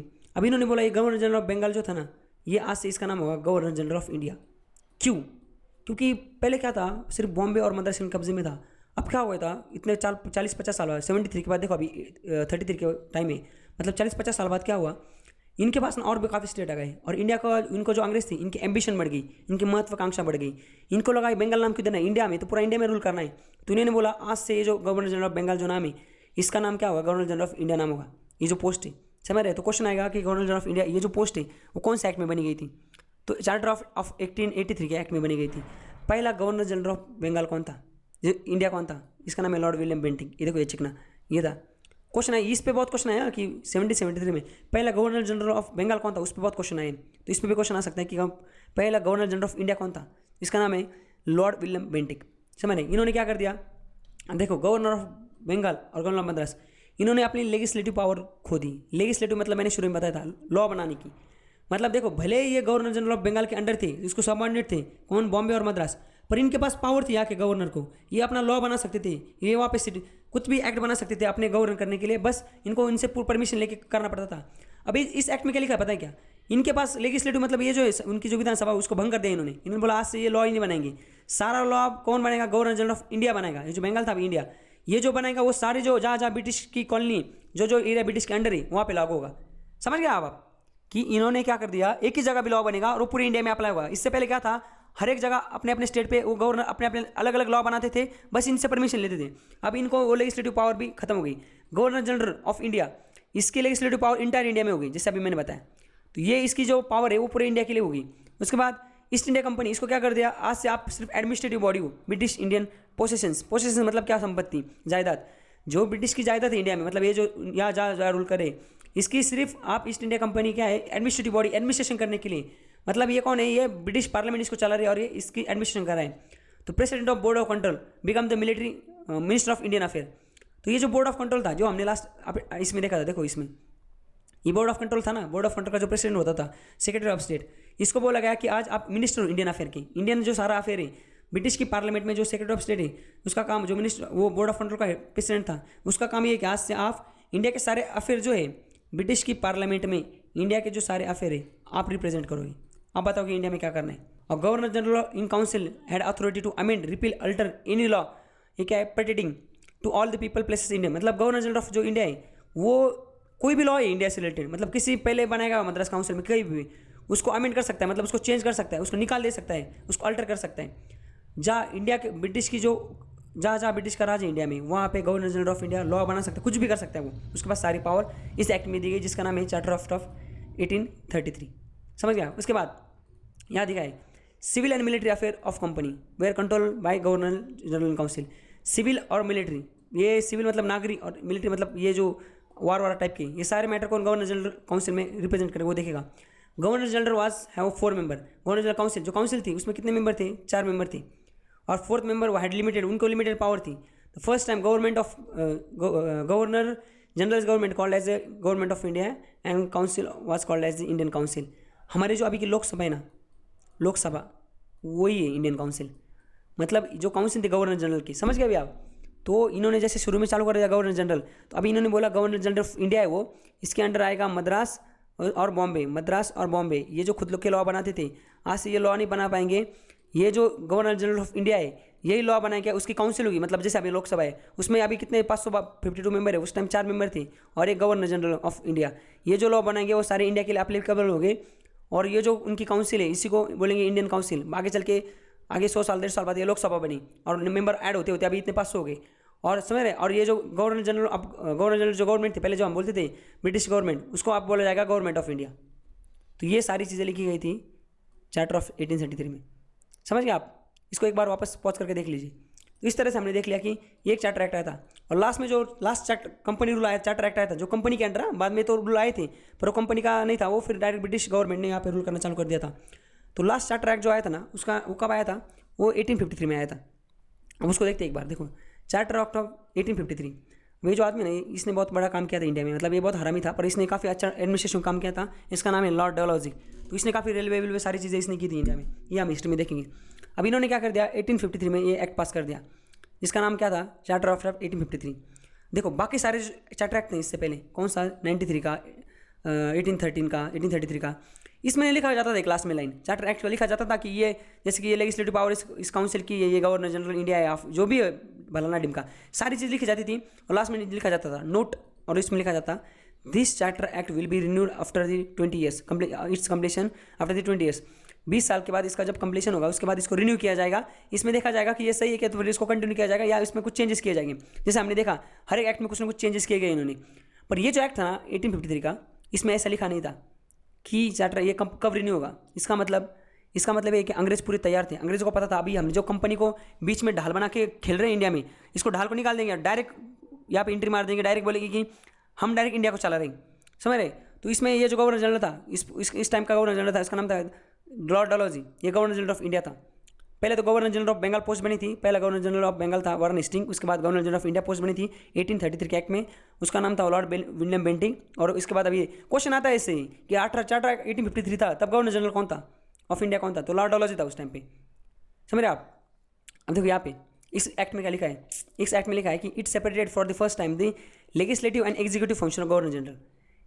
मतलब क्या कि इससे पहले जो था लॉर्ड डलहौजी ने जो बोला था लेजिस्लेटिव, मतलब लॉ भी वही बनाते थे जो विलियम बेंटिक था governor general of India first time बना जो था 1833 के एक्ट में, वही लॉ बनाता था, इंप्लीमेंट भी वही, एग्जीक्यूटिव भी वही किया करता था। एग्जीक्यूशन मैंने जैसे बताया ना, अभी क्या हमारा जो कॉन्स्टिट्यूशन है उसमें क्या लिखा हुआ है कि लॉ बनाएंगे लेजिस्लेचर, ये जो चुन के जाते हैं आमदार खासदार ये लोग, और उसको इंप्लीमेंट कौन करेगा? जो एग्जीक्यूटिव है। जैसे प्राइम मिनिस्टर भी ये मिनिस्टर है ना, एक्चुअली वो एग्जीक्यूटिव है, वो मेंबर ऑफ पार्लियामेंट भी, पर वो एग्जीक्यूटिव की वो मिनिस्टर है। वैसे बड़े बड़े अफसर जो है वो भी एग्जीक्यूटिव है, ये उसको इंप्लीमेंट करेंगे। तो ऐसा फर्स्ट टाइम क्वेश्चन आएगा आपको कि फर्स्ट टाइम इंडियन जो ब्रिटिश का जो यहाँ पे कार्यकाल था उस टाइम पे ऐसा कौन सा एक्ट आया था जिसमें एग्जीक्यूटिव और लेजिस्लेटिव मतलब लॉ बनाने का और उसको एग्जीक्यूट करने का काम डिवाइड किया गया था। तो वो इस एक्ट में किया गया था, चार्टर ऑफ 1853, लॉर्ड डलहौजी ने उसने किया था। इसने क्या कर दिया? 6 मेंबर डाल दी, addition of 6 new member in legislative council. पहले कितने थे? ये जो विलियम बेंटिक था इसने कितने डाले थे? इसने 4 ही डाले थे और एक 5, मतलब ये 4-5 मिला के क्या था इंडियन काउंसिल था वो, इसने और उसमें 6 डाल दिए। समझ गए? और एक एक्स्ट्रा मेंबर भी डाल दिया, ऐसे टोटल मिला के 12 मेंबर थे। तो अभी जो मैंने बताया ना आपको, ऐसे करते करते जिससे अंग्रेज आते गए, उसके बाद वापस एक्ट आया 20 साल ऐसे करते करते 1957 तक वो मेंबर बहुत बढ़ गए थे, और आज के समय में वो 500 मेंबर है। ये जो इंडियन काउंसिल है ना, ये मतलब हमारी लोकसभा। अभी आप समझ गए होंगे, मतलब अभी जो हमारे जो मोदी, वैसे उस टाइम मतलब ये गवर्नर जनरल थे, और ये जो 5 मेंबर है उस टाइम पे ये 12 मेंबर थी, ये पूरे देश को चलाते थे, ये लॉ बनाते थे, ये एग्जीक्यूट करते थे पहले विलियम बेंटिंग के टाइम पे। पर जब डलहौजी आया, डलहौजी ने क्या बोला कि हम लॉ बनाएंगे, एग्जीक्यूटिव उसने वर्क डिवाइड कर दिया कि कुछ ये लॉ बनाएंगे और एग्जीक्यूटिव उसको ये करेंगे, समझ गए आप। इसने बोल कर दिया कि governor general of legislative council which is known as a Indian central legislative council, मतलब अभी की जो लोकसभा है वही। इसने जो सेपरेट क्या कर दिया, governor general legislative council separate कर दिया और बोला आगे चल के कि ये क्या है, इंडियन सेंट्रल लेजिस्लेटिव काउंसिल है। तो ये चीज़ इसमें देखो, इसने क्या कर दिया, मिनी पार्लियामेंट बना दिया। डलहौजी ने क्या कर दिया, डलहौजी क्या बोला कि हम ब्रिटिश में कैसे देश को चलाते हैं, हमारे पास पार्लियामेंट है, हमारे पास लोकसभा है, एग्जीक्यूटिव लॉ अलग बनाते हैं, एग्जीक्यूटिव अलग उसको एग्जीक्यूटिव अलग करते हैं। तो हम ये जो इंडिया है इसको ऐसे क्यों ट्रीट कर रहे हैं, हम ये लॉ बना रहे हैं, हमें मतलब इतना इन फंक्शन, मतलब ये फंक्शन सही से नहीं। तो इसने क्या कर दिया, इसने बोला हम इसको मिनी पार्लियामेंट, छोटी पार्लियामेंट बनाएंगे। ब्रिटिश में जैसे बड़ी पार्लियामेंट, इसको एज ए छोटी पार्लियामेंट, इसमें 12 लोग हो गए, मैं खुद हूँगा, और हम क्या करेंगे, हम लॉ बनाएंगे जैसे ब्रिटिश में बड़े लेवल पे होता है वैसे छोटे लेवल पे पता है। तो क्वेश्चन आएगा कि कौन सा एक्ट ऐसा है जिसने इंडिया का जो इंडियन काउंसिल है उसको मिनी पार्लियामेंट बताया था। तो लॉर्ड डलहौजी ने बताया था 1850, ये क्वेश्चन आएगा 53 के एक्ट में। Thus, legislation for the first time was treated as the special function of the government and special machinery and special process। मतलब इसका क्या हुआ कि जैसे डलहौजी का कार्यकाल था उस टाइम पे फर्स्ट टाइम ऐसे हुआ कि ये जो लेजिस्लेशन है, मतलब लेजिस्लेशन मतलब लॉ भी बनाना है ना, इसको as a special function treat किया गया। इससे पहले क्या था, वही लॉ बनाते थे, वही एग्जीक्यूट करते थे। तो डलहौजी के कार्यकाल में ये सारी चीज़ें थोड़ी बहुत सही हुई थी, समझ रहे आप। तो इस तरह से हमने ये भी देख लिया कि 1850 इसमें इसका डलहौजी का क्या था। और एक चीज़ थी, देखो इसमें इन्होंने ना, डलहौजी ने, मैंने बोला ना इसमें इसने काफ़ी काम किए थे, आप इसको हिस्ट्री में हम देखेंगे। इसने ना ओपन कंपटीशन सिस्टम बना दी for selection and recruitment of civil servant. Civil servant मतलब क्या, अभी के जो है ना यूपीएससी, उस टाइम पे ना वो ये था, उस टाइम पे आईसीएस था, इंडियन सिविल सर्विसेज। मतलब इसने ना यूपीएससी की जो एग्जाम है ना वो उसने चालू कर दी डलहौजी ने चालू कर दिया। और वो कैसे, ओपन कंपटीशन, मतलब कंपटीशन होगा डायरेक्ट। उससे पहले क्या होता था, उससे पहले भी होता था पर डायरेक्ट अपॉइंट करते थे। जैसे कि ये मेरा भांजा है, उसको अपॉइंट कर दिया, ये चाचा का बेटा है, अपन तू आज से कलेक्टर तू देख ले, भले उसका कोई गाँव ज्ञान नहीं, कुछ नहीं, उसको पढ़ा लिखा नहीं, वो समय अंगठा बहादुर भी हो, पर उसको ऐसा अपॉइंट करते थे अंग्रेज। बाद में क्या हुआ, डलहौजी आया, डलहौजी बोला भाई साहब ऐसा नहीं, ऐसे अगर चलेगा तो काम नहीं होगा, इफिशिएंसी नहीं आएगी। तो इसने ओपन कंपटीशन अपॉइंट किया था, चालू कर दिया था। उसके लिए उसने ना एक कमेटी अपॉइंट की थी, इसका नाम था मैकॉले कमेटी। तो उस कमेटी ने रिपोर्ट भेजी थी कि बोला था कि इंडियन सिविल सर्विस हमें बनाना चाहिए और उसके लिए ओपन कंपटीशन नहीं होगा तभी सही से काम चलेगा। तो इसमें इंडिया के लोग जो है ना, उन्होंने भी वहाँ पे पेपर देना स्टार्ट कर दिया था। और अभी जो पेपर हुआ था ना लास्ट ईयर इंडिया का, उसमें क्वेश्चन आया था कि पहला जो इंडिया का सिविल सर्वेंट है वो कौन बना था। आप मुझे कमेंट बॉक्स में बताइए कि पहला जो ऐसा कौन आदमी था जिसने फर्स्ट टाइम यूपीएससी की जो, मतलब उनकी जो आईसीएस की जो एग्जाम थी उसको क्रैक किया था। तो ये भी इस टाइम पे तो क्वेश्चन आएगा कि मैकॉले कमेटी जो थी वो किससे रिलेटेड थी, ये ओपन कंपटीशन किसने स्टार्ट कर दिया था, ये भी क्वेश्चन आ सकता है। और देखो उसमें और एक चीज़ डाली हुई, इतनी चीज़ें देखो, सबसे इंपॉर्टेंट मैं इसमें जो इंपॉर्टेंट चीज़ है वो बता दो आपको। Extended the company rule allowed the retain the position में, वही चीज़ है इसमें, ये कुछ काम का नहीं। इसने क्या कर दिया, कंपनी का रूल यहाँ पे बढ़ा दिया और अपनी संपत्ति को बढ़ाने यहाँ पे बढ़ाया in the trust for the, मतलब इसके भरोसे ब्रिटिश काउंट के, ये कुछ काम का नहीं, ये भी कुछ काम का नहीं। Terminate the parliament like it is this was the it clear indication that companies rule could be. हाँ, इसमें ऐसे लिखा, देखो इसमें ऐसा लिखा था इस एक्ट में, इसमें इन्होंने ना इसको फर्दर एक्सटेंशन लिखा नहीं था कि इसका चार्टर एक्ट कब रिन्यू होगा। इसका मतलब क्या था, ये कंपनी ने मान लिया था, कंपनी जो थी ना पहले प्राइवेट कंपनी थी, अभी तक क्या है प्राइवेट चला रही सारी। अभी तक कंपनी रूल, मतलब कंपनी रूल क्यों नाम है, क्योंकि ऑन पेपर फ्रंट पे क्या चल रहा है, कंपनी सारे देश को चला रही है। ऐसा भले बैकग्राउंड में ब्रिटिश जो पार्लियामेंट है ये अंग्रेज है, ये उधर से वो जो बुढ़िया है वो उधर से बना के दे रही है वो क्वीन सारे रूल्स, पर फ्रंट में कौन लड़ रहा है, कंपनी का सारा चल रहा है। पर इस टाइम पे कंपनी को इतनी समझ आ चुकी थी कि हमारा कभी भी गेम हो सकता है, हमें कभी भी टर्मिनेट किया जा सकता है पार्लियामेंट के द्वारा। तो वही था इसमें लिखा था। और इस टाइम में क्या होता है, ये पहला एक्ट है जिसमें लोकल रिप्रेजेंटेशन हुआ था इंडियन सेंट्रल लेजिस्लेटिव काउंसिल में। मतलब फर्स्ट टाइम ऐसा हुआ था कि यहाँ के जो लोकल लोग हैं उनको भी यहाँ पे लोकल लोग को यहाँ पे रिप्रेजेंटेशन दिया गया था इस एक्ट में। और वहाँ पे 6 new legislative members of governor general council, 4 member were appointed from the province governor of Madras, Bombay, Bengal and Agra. मतलब क्या होता, ये जो गवर्नर जनरल की काउंसिल थी जो विलियम बेंटिक के टाइम पे कितनी थी, वो 6 थी। इसमें हमने जैसे पहले ही बताया मैंने आपको, इसमें 6 नए ऐड हुए थे और एक अलग, तो मतलब टोटल 12 हो गए थे। और ये जो थे उसमें से जो 4 मेंबर थे ना, ये जो उनकी जो स्टेट गवर्नमेंट थी, मतलब कौन सी लोकल प्रोविंस जो लोकल गवर्नमेंट थी, मद्रास, वहाँ पे गवर्नर होते थे, मेंबर होते थे ना छोटे छोटे, वो वहाँ पे चलाने। जैसे बॉम्बे उनकी जो स्टेट होगी वहाँ पे गवर्नर होगा और कुछ मेंबर्स होंगे, जैसे यहाँ पे 12 है, वहाँ पे भी 2-4 हो गए। तो ये यहाँ के जो 12 थे ना, यहाँ के जो टोटल 4 थे ना, ये 4 में से एक लिया गया था बंगाल से, आगरा से, समझ रहे क्या जो बताया मैं आपको। हमने ना ये चार्टर ऑफ 1853 ना इसको भी देख लिया।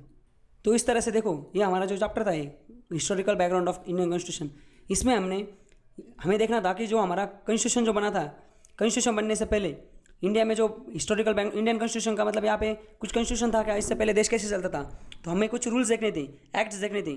तो पहले हमने अभी आज के लेक्चर में ये 1873 से लेके 1858 तक ये जो एक्ट्स थी, अभी 1853 का एक्ट देखा ना, ये एक्ट देखे थे। ये ईस्ट इंडिया कंपनी जो हमने सबसे पहले टॉपिक में देखी, वो चलाती थी। बाद में क्या हो गया था, 1857 में एक बहुत बड़ा कांड हो गया था, उसका नाम है रिवॉल्ट ऑफ 1857, मंगल पांडे वाला। उसके बाद ब्रिटिश कंपनी ना वो पूरी तरह से मतलब हारने वाली थी, ऑलमोस्ट एकदम जीती थी, लास्ट में जीती थी, नहीं तो इनको यहाँ से भागना पड़ता मंगल पांडे वाले कांड से।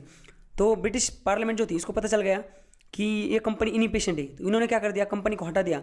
और ब्रिटिश ने बोला आज से डायरेक्ट हम रूल करेंगे, जो कंपनी का नाम डाला था ना, तो डायरेक्ट इन्होंने अपने हिसाब से रूल करना चालू कर दिया। और उसके बाद जो एक्ट आए, तो ब्रिटिश क्राउन एक्ट, मतलब क्राउन मतलब क्या, वहाँ ब्रिटिश की जो क्वीन है उनके हिसाब से, ब्रिटिश पार्लियामेंट के हिसाब से एक्ट आए, और उन एक्ट का नाम था गवर्नमेंट ऑफ इंडिया एक्ट। वहाँ से एक्ट चालू हो गए। तो चार्टर एक्ट, जो ये चार्टर एक्ट थे वो इशू कर रहे थे कंपनी को, ये इन्होंने डायरेक्ट खुद ही एक्ट बनाना चालू कर दिया इंडिया के लिए। और 1858 से लेकर 1947 तक, हमें आज़ादी मिलने तक, हमें जो इंडिया को रूल कर रहा था, फिर यहाँ पे डायरेक्ट कंपनी रूल करने लगी थी। शुरू में जो ये भी कंपनी ब्रिटिश पार्लियामेंट करने लगी थी। शुरू में कंपनी कर रही थी, पर बैकग्राउंड में पार्लियामेंट ही थी, समझ गए आप। तो कल के लेक्चर में देखो, ये लेक्चर बहुत लेंदी होगा हमारा, 1 घंटे से ज़्यादा हो गया होगा। तो कल के लेक्चर में ये जो बाकी है ना, सेकंड पार्ट में हम ये एक्ट देखेंगे, और उसके बाद हमारा ये हिस्टोरिकल बैकग्राउंड खत्म हो जाएगा। उसके बाद हम 1947 के बाद जो हमारा कॉन्स्टिट्यूशन स्टार्ट हुआ था, फिर उसको देखेंगे कैसे बना था, क्या हुआ था, कैसे हुआ था। तो इससे रिलेटेड मैं कुछ क्वेश्चन डालूंगा, आप वो क्वेश्चन भी सॉल्व कीजिए। तो आज के लेक्चर में बस इतना ही। Thank you so much, enjoy. ऐसे और वीडियो के लिए चैनल को सब्सक्राइब कीजिए और साइड में दी हुई बेल को प्रेस कीजिए।